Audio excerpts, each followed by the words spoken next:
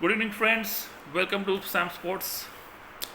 I hope you all are enjoying this ICC T20, not T20, One Day World Cup 2023, which has already begun and it's slowly gaining the pace. India has already started on its journey successfully. India managed to win the three matches they played.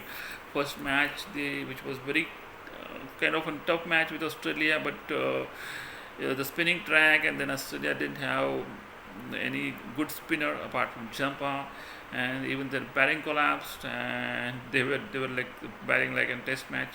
So India managed to win that match, even though India lost 3 wickets early. But thanks to I think Kohli and Rahul, we managed to win that match. And even the next match against Afghanistan managed to score around 272 runs. But India, thanks to and I think very high quality innings from Rohit Sharma. He scored 130 runs and India won that match easily within 35 hours. It's a big achievement, man. Scoring 272 runs within 35 hours. What else you can ask for? And again, the third match, which is the much awaited match with Pakistan. India won the toss, put Pakistan into bat, and bowled out Pakistan inside 200 runs. It was a small total, which India eventually won that match again. A very blistering batting by Rohit, which ensured India win that match again within 35 overs, which is again a big achievement. I think what I can see, the combination of Indian team in this World Cup is very very nice.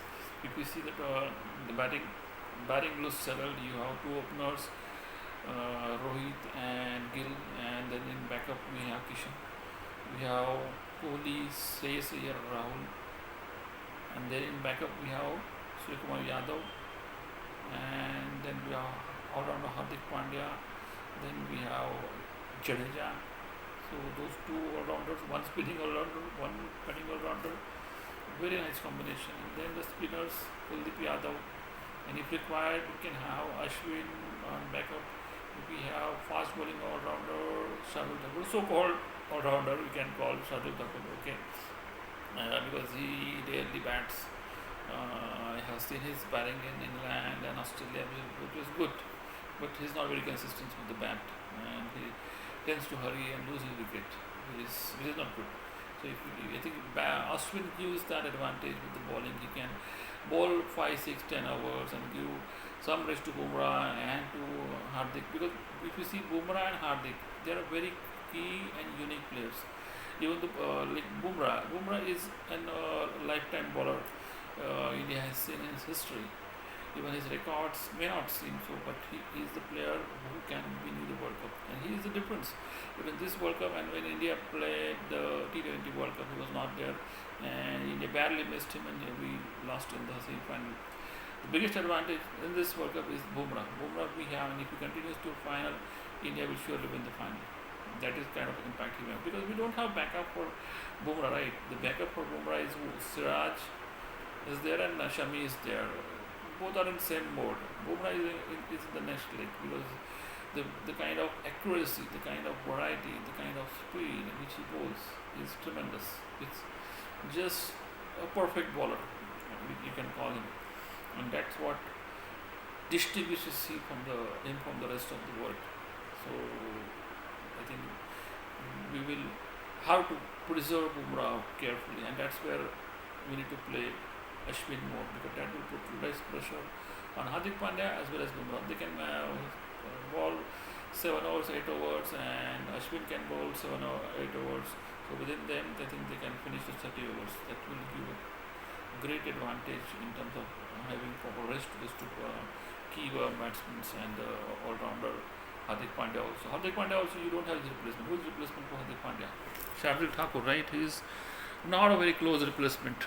It's I think third, fourth level replacement, and that is how the role of Hardik Pandya is very important. So we will need to preserve both Pandya and Bumrah. And if we see the match that we are going to play tomorrow against Bangladesh, I think it should be easier for us. But if we have seen the history recently that they managed to beat India thanks to some nice bowling by Shakib and Mehndis and Miraz in the previous few matches. They have beaten India in the one day series also, and in Test match also they have beaten India, right? So this guy Mehndis and Miraz manages to score also and bowl also against India, but we have to be careful. I think this Pune track should not be turning track, otherwise it will favor Bangladesh, and Indian batting may face difficulties.